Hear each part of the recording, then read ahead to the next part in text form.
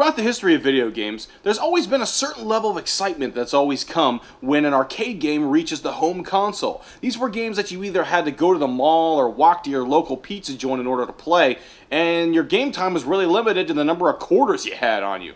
When a game hits the home console, there's that special feeling there of being able to play that game both in your house and being able to play it as much as you want. So when I heard that the Raiden Fighter series was coming out for the home console on Xbox 360, you can bet I just about jumped out of my skin with excitement.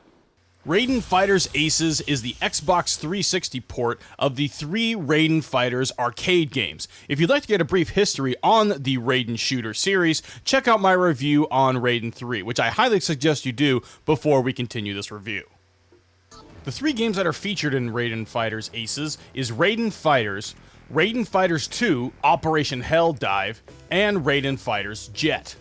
Let's go ahead and take a look at the first game, Raiden Fighters. In a nutshell, the Raiden series is a top-view shooter or shmup, whatever you want to call it, and in Raiden Fighters you can choose from one of 7 different planes. Each of the planes has their own unique abilities and play styles, and 5 out of the 7 actually have secondary features depending on whether or not you choose missiles or laser attacks.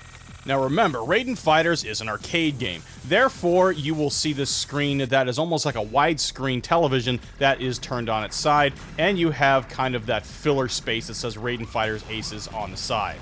Now the 2 planes that we've seen before are the Raiden Mark II, as you can see here, and also the Judge Spear from the Viper Phase 1 series, which was the spin-off of the Raiden series.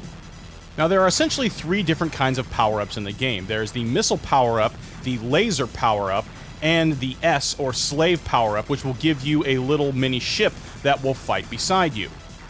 Now, depending on which plane you're using, these power-ups will do different things. If you have either the Raiden or Judge Spear plane, as you can see I'm playing with the Judge Spear one here, it will power up both a laser and a missile attack that your ship is equipped with. If you are playing with one of the other 5 planes, such as the Beast Arrow, you'll actually have to choose whether or not you want your plane to have a laser or missile-based attack. Fortunately, the power-ups are plentiful throughout the level, so you can change back and forth between the laser and missile attacks.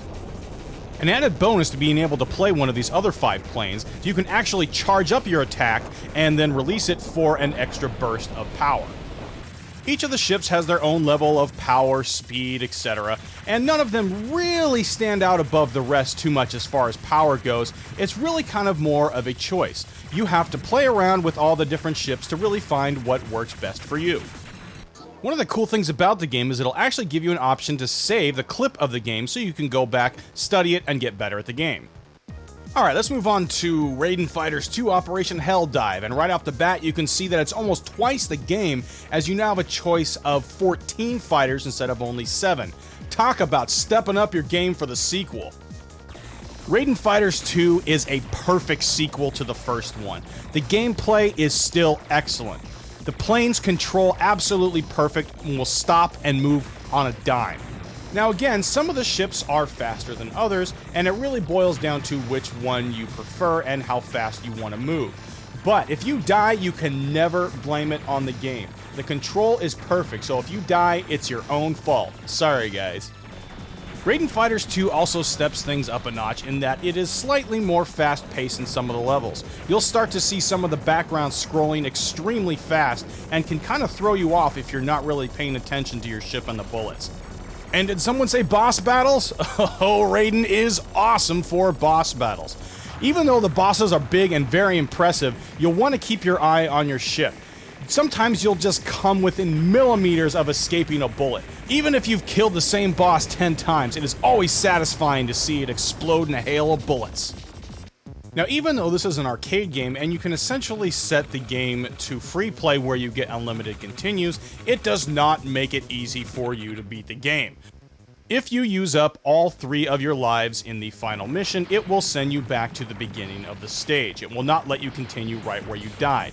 This means that you will probably have to play the final missions maybe about a dozen times at least before you figure out the patterns and are able to beat the bosses. Now, because of the nature of the game, it kind of requires you to stand at least somewhat close to your television in order to see all the bullets, unless you have an absolutely gigantic TV. But the game does give you another option to actually pause it, physically turn your TV on its side, go into the options, change the screen, and you can play it how it was meant to be seen on an arcade. Yes, I know it's a lot of work, but for an arcade junkie like me, I'll make do with it. Alright, let's check out the third and final game, Raiden Fighter's Jet. Now, this is probably my favorite out of all of the three. Now, even though there aren't any more ship selections than Raiden 2, there's the same 14 that you got before, I like this one because it has a different kind of scoring feature, and I'll show you that now. Since these are arcade games, there is a point-based system, and in the first two games, you would just go around and collect medals to get points. There's an extra added strategy in Raiden Fighter's Jet in that there is a medal that will follow you around if you have one of the little slave jets. Now, what the point of this is you want to take that medal, if you can kind of see it following me around there, and you want to drag it across other medals that you see in the level. Now, after you drag it across a good number of medals, it will turn into that eagle shape that you get there. Now, not only will you get a bunch of points, but then from now on, after you have 9 medals on the screen, they'll all explode. They'll turn into those X medals, as you see right there, and that's when you get to score some major points. Now, I know you're probably thinking, why in the world would you care about points? Well, actually, what you can do is you can play on Xbox Live, and you can compare your scores to all the other players that are on Xbox Live, and see how you stand against other players that are out there. Looks like I'm currently ranked number 86 using the Blue Javelin with 240 million. Well, looks like I still got a little bit of practicing to do, because I'd like to be at least in the top 50. The graphics and the sounds in this game are great. Even though the games are now dated by almost 10 years, the graphics hold up to just about anything you could download off of the Xbox Live Arcade. These games were meant for the arcade and therefore were trying to grab your attention right off, with flashy graphics and pulsing sounds. There are only a couple of loading screens to actually switch between games, and they usually go very fast. I'm really impressed with the quick loading times for this game. And yes, I know you achievement whores out there are asking, are there achievement points? Yes, there are achievement points, and there's a good number of them too, and they aren't too difficult to get. If you want some good achievements, this is a good way to get some. There is just so much replay value here. Not only do you have 3 different games, you have so many different ships to choose from, so many different styles of play also, such as boss rush, score attack, expert mode, and there are so many hidden secrets and things to find as well. You can just play this game for hours and not get bored. I know I'm really gushing a lot about this game, but there's just so much that's right with it. Not to mention the fact it was only $20. Yes, that's right, it's only 20 bucks. I can't see any reason why anybody would not want to get the game.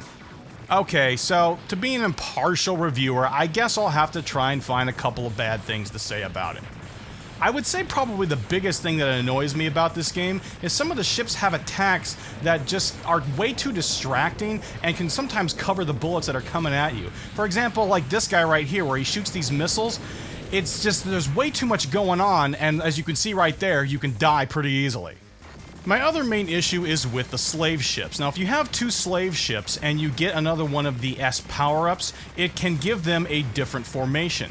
But sometimes it's not the formation that you want, and then you have to wait for another power-up to come before you can change it again.